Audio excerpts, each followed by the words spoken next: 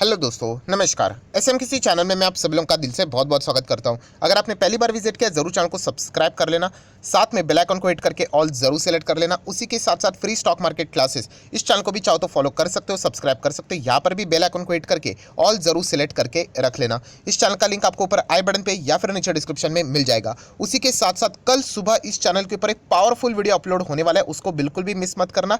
Reminder set करके यहाँ पे रख लेना। एंड उसी के साथ साथ आज के दिन के पहले दो कीमती वीडियोस दोनों वीडियो के लिंक आपको नीचे डिस्क्रिप्शन में दे दिए हैं, जरूर इनको भी स्टडी कर लेना। तो चले दोस्तों, फिलहाल इस वीडियो को स्टार्ट कर लेते हैं। सो दोस्तों, अभी हम लोग आ चुके हैं बिल्कुल हमारे नॉर्मल स्क्रीन के ऊपर। एंड दोस्तों, इस वीडियो में हम लोग बात करने वाले हैं एक बहुत ही शानदार एंड दमदार रिपोर्ट के बारे में। आप सभी लोगों को पता है स्टॉक मार्केट से रिलेटेड, मतलब देखा गया तो ऐसे डायरेक्टली ना इनडायरेक्टली अलग अलग रिपोर्ट्स यहाँ पे आते रहते हैं। एंड जो भी ऐसे रिपोर्ट्स स्टॉक मार्केट से रिलेटेड डायरेक्टली ना इनडायरेक्टली इंटरलिंक रहते हैं, वो मैं आपको आसान भाषा में इस चैनल में एक्सप्लेन करके यहाँ पे बता देता हूँ। सो दोस्तों, एक ऐसा ही पावरफुल रिपोर्ट अभी मैं आपके सामने यहाँ पे रखने वाला हूँ। तो ये जो रिपोर्ट है ना दोस्तों, ये किन के लिए है? ये है लॉन्ग टर्म इन्वेस्टर्स के लिए। एंड आप सभी लोगों को मैंने सिखाया भी है कि यूजुअली जो लॉन्ग टर्म के रिपोर्ट्स होते हैं ना, वो पॉजिटिव होते हैं। क्योंकि अगर आप देखोगे लॉन्ग टर्म में बाजार भी कैसे होता है, लॉन्ग टर्म में ऊपर ही जाता है। हाँ, शॉर्ट टर्म में आपको दिक्कतें देखने को मिल सकती है कि कंसोलिडेशन फेज है, गिरावट है, बट लॉन्ग टर्म में अल्टीमेटली बाजार का जो ओवरऑल परफॉर्मेंस रहता है वो पॉजिटिव ही यहाँ पे रहता है। अगर हम लोग हमारे बाजार की बात करें तो ये जो रिपोर्ट है वो भी कैसी है, लॉन्ग टर्म वाली रिपोर्ट है, लॉन्ग टर्म इन्वेस्टर्स के लिए है। एंड लॉन्ग टर्म इन्वेस्टर के लिए अगर रिपोर्ट रहेगी तो वो रिपोर्ट का स्वरूप कैसे रहेगा? यस, वो पॉजिटिव ही रिपोर्ट यहाँ पे रहने वाली है। सो दोस्तों, अगर आप लॉन्ग टर्म इन्वेस्टर है तो आपके लिए रिपोर्ट बहुत ही ज़्यादा शानदार एंड यूजफुल रहने वाली है। एंड अगेन कहना चाहूँगा दोस्तों कि मैं लॉन्ग टर्म की बात कर रहा हूँ, मतलब यहाँ पे 5 साल 10 साल की बात कर रहा हूँ। यहाँ पे नेक्स्ट 5 या 10 दिन की बात नहीं हो रही है। क्योंकि ऐसे बहुत सारे लोग हैं कि जो यहाँ पे मान लीजिए कि मंडे के दिन बाजार गिर गया तो आके बोलेंगे सर अभी तो आप बोल रहे थे फ्राइडे के दिन कि यहाँ पे बाजार में अच्छी तेज़ी आने वाली है, रिकॉर्ड ब्रेकिंग तेज़ी आने वाली है। तो दोस्तों अगेन कह रहा हूँ, आप शॉर्ट टर्म की बात कर रहे हो, मैं लॉन्ग टर्म की बात कर रहा हूँ आने वाले नेक्स्ट 5 से 10 साल के हिसाब से। तो उस हिसाब से आप लोगों ने सोचना है, क्योंकि ये रिपोर्ट जो देखी गई है वो है मॉर्गन स्टैनली के ओर से। सो मॉर्गन स्टैनली ने इसके पहले भी भारत के ऊपर रिपोर्ट बनाई थी दोस्तों। एंड वो रिपोर्ट उन्होंने चेंज की, एंड वो चेंज किया है दोस्तों, वो बदलाव हुआ है, वो पॉजिटिव बदलाव हुआ है। मतलब चलिए मैं आपको बताना चाहूँगा कि यहाँ पे ये है दोस्तों दुनिया के कुछ अर्थव्यवस्था, बड़े अर्थव्यवस्था वाले जो देश है उनकी लिस्ट। तो हमें पूरे लिस्ट की यहाँ पे ज़रूरत नहीं, हम लोग यहाँ पे बात करेंगे टॉप 5 कंट्रीज़ के बारे में, जिसमें आप देख सकते हैं नंबर 1 पे है अमेरिका, नंबर 2 पे है चाइना, 3 पे है जापान, 4th नंबर पे जर्मनी, 5th नंबर पे हुआ करता था यूके, जो कि अभी 6th नंबर पे फिसल चुका है। एंड यहाँ पे भारत 5वें नंबर पे यहाँ पे आ चुका है। सो जैसे मैंने आप लोगों को बताया कि रिपोर्ट स्पेसिफिकली भारत से रिलेटेड ही है। सो रिपोर्ट क्या बताती है? तो दोस्तों जैसे मैंने आप लोगों को बताया कि रिपोर्ट उन्होंने चेंज की है। तो पहला उन्होंने रिपोर्ट बनाया था, उसमें उन्होंने क्या बोला था कि भारत एक ऐसी इकोनॉमी है जो कि सबसे ज़्यादा तेज़ ग्रोइंग मोड में है। बाकी अगर देश की इकोनॉमीज़ की बात करेंगे तो पहले से ही इसी पोजीशन पे थे, बट भारत एक ऐसा देश है जो कि इनको यहाँ पे पछाड़ सकता है। सो यहाँ पे ओल्ड रिपोर्ट के हिसाब से अगर हम लोग बात करें तो भारत यहाँ पे 5वें नंबर पे था, तो वो 4थे नंबर पे जाएगा लगभग 2027 में। कितने? 2027 में। ये मॉर्गन स्टैनली ने पहले अपने रिपोर्ट में बोला था। एंड भारत 3रे नंबर पे भी जाएगा, बट कब जाएगा? 2030 में। सो ये इनकी पुरानी रिपोर्ट थी।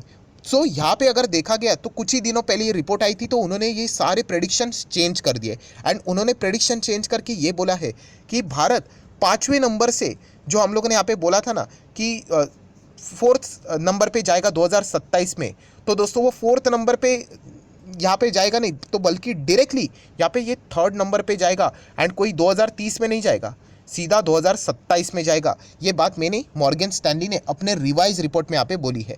पहले उन्होंने यही कहा था कि 2027 तक हम लोग जर्मनी को हरा के 4th पे आएंगे एंड 2030 में यहाँ तक जाएंगे। सो अभी 2030 नहीं, उसके पहले 3 साल पहले ही भारत यहाँ पे 3रे पोजीशन तक यहाँ पे पहुँच जाएगा। इतना पॉजिटिव परफॉर्मेंस भारत का यहाँ पे फिलहाल तो देखने को यहाँ पे मिल रहा है। एंड हम लोग अर्थव्यवस्था की यहाँ पे बात कर रहे हैं, तो ऑब्वियसली यहाँ पे अगर इकोनॉमी अगर हम लोगों की यहाँ पे 3rd पोजीशन पे यहाँ पे जाएगी, तो ऑब्वियसली हमारा स्टॉक मार्केट भी अगर हम लोग बात करें तो बहुत ही अच्छी तरीके से भी ग्रो होगा, क्योंकि कंपनीज ग्रो होंगे तभी तो ये सारी चीज़ें हम लोग को आगे बढ़ते हुए देखने को यहाँ पे मिल सकती है। सो कुल मिला के अगर हम लोग बात करें दोस्तों, जो भारत की जो GDP भी यहाँ पे रहने वाली है, उससे रिलेटेड भी जो अनुमान यहाँ पे बताया जा चुका है कि फिलहाल हमारी GDP जीडीपी कितना है, 3.4 ट्रिलियन डॉलर। कितना?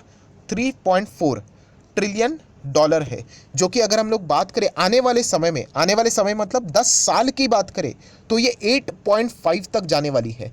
कितना? 8.5 ट्रिलियन डॉलर तक। इसलिए दोस्तों ये मैं बात बताता हूँ ना, ये लॉन्ग टर्म इन्वेस्टर्स के लिए है, शॉर्ट टर्म के लिए नहीं। ये बात रिपोर्ट में ये नहीं बोली जा रही कि नेक्स्ट 10 दिन में कहाँ जाने वाला है, ये 10 साल की बात करें। एंड बड़ा पैसा, बड़ी वेल्थ ये बड़े टर्म में ही बनती है, शॉर्ट टर्म में नहीं बनती है। शॉर्ट टर्म में आप कितना कमा सकते हो, आपका पैसा शायद से डबल हो जाए या फिर ट्रिपल हो जाए, बट अगर आपको 10-20 गुना पैसा कमाना है, जो कि प्रैक्टिकली होता भी है, बट उसके लिए आपको इतना लंबा समय होल्ड करना पड़ता है, जहाँ पे मैक्सिमम रिटेल इन्वेस्टर फेल हो जाते हैं। क्योंकि लॉन्ग टर्म में देखा गया तो करेक्शंस तो आएंगे ही आएंगे, मल्टीपल टाइम्स कोई ना कोई रीज़न मिलेगा ही मिलेगा, थोड़ी ना मक्खन की तरह बाजार चलेगा। अब पिछले 10 साल को ट्रैक कर लेना, अभी 2022 चल रहा है ना, 2012 से 2022 तक का रिकॉर्ड देख लेना, कितनी बार मार्केट गिरा है। 2020 में तो 40% क्रैश हुआ था, क्या हम लोग बर्बाद हो गए?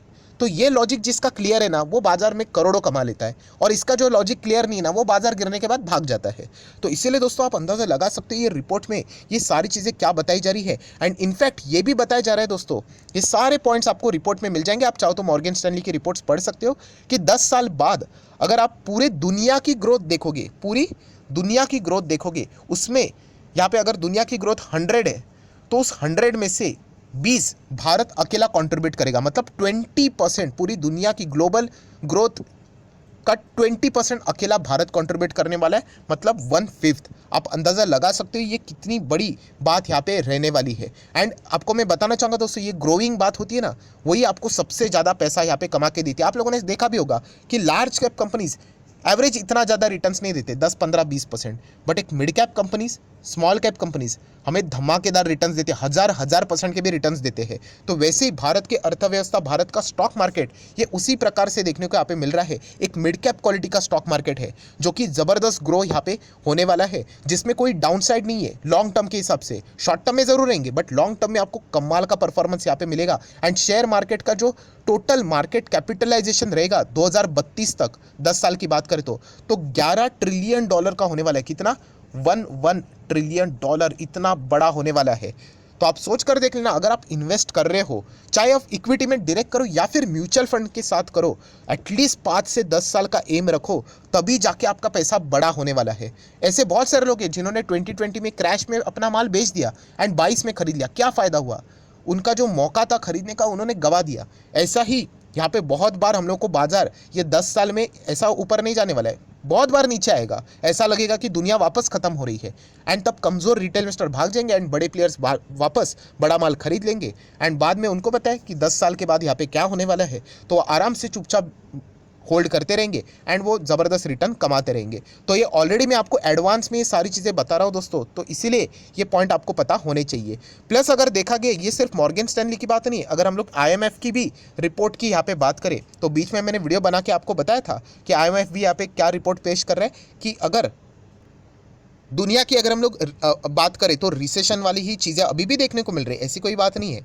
बट उसमें अगर देखा गया तो इंडिया सबसे बेस्ट परफॉर्मेंस करेगा। इंडिया टू ग्रो एट 6.1% इन 23। अभी आप बोलोगे सर 6.1% ये भी कोई ग्रोथ होता है?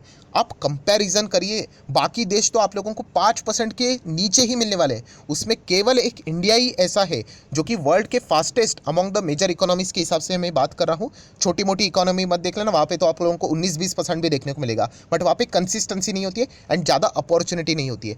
इंडिया लगातार कंसिस्टेंसी के साथ आगे बढ़ रहा है। वहाँ पे बाकी कोई भी मेजर इकोनॉमी की बात करें, सबके सब 5% के नीचे है, सबके सब। एंड इंडिया अगर हम लोग बात करें तो यहाँ पे 6.1% के हिसाब से आगे ग्रो होने वाला है 2023 एंड उसके बियॉन्ड भी अगर हम लोग बात करें तो इन सभी चीज़ों को पढ़ने के बाद हमें क्या पता चल जाता है कि आने वाले समय में इंडिया कितना शानदार परफॉर्मेंस देने वाला है। एंड ये सिर्फ उड़ती उड़ती बात ही नहीं है, अगर आप चाहो तो एमफी का डेटा भी आपने देखा होगा, association of mutual fund in India. ये सारी बातें मैंने इसी चैनल में यहाँ पे कवर की थी। अभी बहुत सारे लोगों को पता चल रहा है कि कैसे मार्केट को यहाँ पे स्टडी किया जाता है। एंड ये वही एमफी है जिसमें यहाँ पे रिटेल इन्वेस्टर का पार्टिसिपेशन, एमफी मतलब क्या, म्यूचुअल फंड से रिलेटेड आपको पता चलता है कि कितना इन्फ्लो आ रहा है। एंड मार्केट फ्लैट होने के बावजूद भी 12,000 करोड़ का हम लोग को मंथली यहाँ पे इन्फ्लो म्यूचुअल फंड में आते हुए देखने को मिल रहा है। इसीलिए तो एफआईएस की तो बैंड बच गई। वो लगातार बिकवाली करने के बावजूद भी इंडियन मार्केट पिछले 1 साल में यहाँ पे बिल्कुल स्टेबल रहते हुए देखने को यहाँ पे मिला। तो आप अंदाज़ा लगाइए दोस्तों कि यहाँ पे हमारे बाज़ार में कोई दिक्कत नहीं है, फिर भी हम लोग ऐसा खेल रहे हैं। आने वाले समय में जब हमारे हाथ यहाँ पे खुल जाएंगे तो किस प्रकार से हम लोग यहाँ पे आगे उड़ने वाले हैं, वो विजुअलाइजेशन आप में होना चाहिए। एंड ये बात हर किसी को पता है, सिर्फ एक ही प्रॉब्लम है, वो पैसा लगाते और 4 दिन के बाद यहाँ पे चेक करते कि मेरा पोर्टफोलियो कितना ग्रो हुआ, तो हो गया बेड़ा गर्क। क्योंकि ऐसे मेंटेलिटी से आपका पैसा ग्रो नहीं होने वाला है।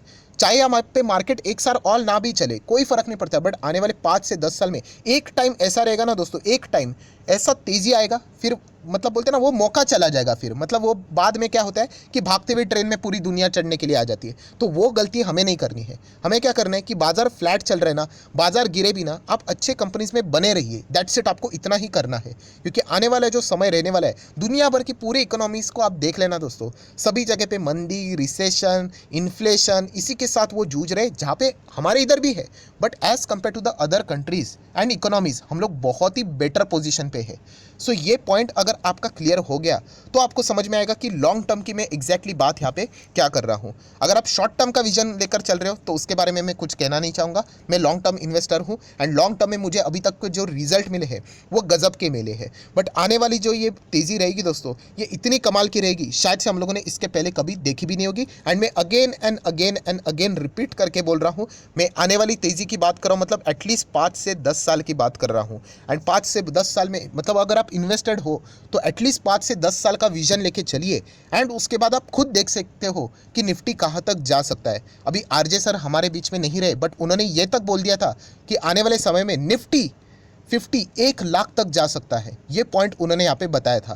तो आप अंदाज़ा लगा दीजिए कि कितनी बड़ी ग्रोथ इंडिया में आने वाले समय में यहाँ पे आने वाली है। सो जितनी भी इंपॉर्टेंट बातें थी दोस्तों, सारी यहाँ पे मैंने कवर कर लिए। अभी इससे रिलेटेड कौन से सेक्टर अच्छा कर सकते हैं, कौन से स्टॉक्स अच्छा कर सकते हैं, इसके ऊपर अगर आपको वीडियो चाहिए, जो कि रिपोर्ट में भी बताया गया था कि कौन से सेक्टर अच्छा कर सकते हैं, तो आप चाहो तो कमेंट सेक्शन में जस्ट येस करके बोल सकते हो। तो उसके ऊपर भी मैं एक अलग से डिटेल वीडियो बना दूंगा। इसी वीडियो में अगर मैं कवर कर देता तो वीडियो शायद से आधे घंटे की बन जाती एंड बहुत ही बोरिंग हो जाती। तो इसीलिए अगर एक आपको सेपरेट वीडियो चाहिए तो आप जरूर कमेंट सेक्शन में यस बोल देना। कौन से सेक्टर्स ग्रो कर रहे हैं उससे रिलेटेड भी मैं आप लोगों को सारा बात बता दूंगा। एंड कौन से स्टॉक्स आप लोगों ने फोकस में रखने चाहिए वो सारे पॉइंट्स में कवर यहाँ पे कर दूंगा। सो आशा करता हूँ ये वाला वीडियो हेल्पफुल लगा होगा, तो जरूर लाइक एंड शेयर कर देना। एंड डीमैट अकाउंट अगर आपने अभी तक ओपन नहीं किया तो लिंक नीचे डिस्क्रिप्शन में 25 वीडियो की लिस्ट आपको बिल्कुल फ्री ऑफ कॉस्ट मिल जाएगी। आपका नाम, कौन सा अकाउंट आपने लिंक के थ्रू ओपन किया है, प्रॉपर्ली कमेंट सेक्शन में मेंशन कर देना। तो हफ्ते भर के अंदर अंदर ये 25 वीडियो की लिस्ट मेरी तरफ से आपको फ्री ऑफ कॉस्ट प्रोवाइड कर दी जाएगी। So that's it, thank you very much दोस्तों, we will be meeting our next video. तब तक के लिए बाय बाय।